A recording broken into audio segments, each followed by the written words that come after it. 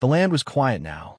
The sound of war had faded, and Joshua, the servant of the Lord, stood at the heart of a nation finally at rest. At Shiloh, where the tabernacle rose in splendor, the tribes gathered. Lots were cast before the Lord, and the land, once promised, now conquered, was placed into the hands of each tribe. Mountains, valleys, rivers, and cities, each border marked not by chance, but by the will of God. Caleb, still unshaken by time, claimed the rugged hills of Hebron with the same fire he carried as a young spy. Levites took their sacred cities, ensuring the voice of God would echo in every corner of Israel. The cities of refuge stood tall, sanctuaries of justice and mercy carved from stone and faith. And when the eastern tribes crossed back over the Jordan, an altar rose as wide as a mountain shadow, testifying across generations, "We belong to the Lord." Peace prevailed. Unity held. For a moment, Israel stood as one.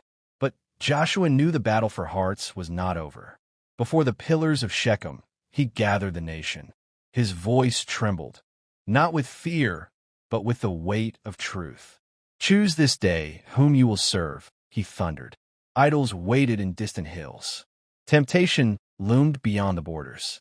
But Joshua's eyes burned with conviction. "As for me and my house, we will serve the Lord." The people renewed the covenant. Stone was chiseled. Oaths were sealed. A nation bowed before its God. And then, quietly, gently, Joshua's final day came. At Timnath Serah, beneath a sky painted gold, the great warrior rested his armor for the last time. The man who crossed the Jordan, who saw walls fall, who commanded the sun to stand still, took his place among his fathers. Israel mourned. Israel remembered. Israel remained faithful all the days of Joshua. Joseph's bones were laid to rest. Eleazar the priest passed into glory, and peace settled over the land like a warm, holy mantle.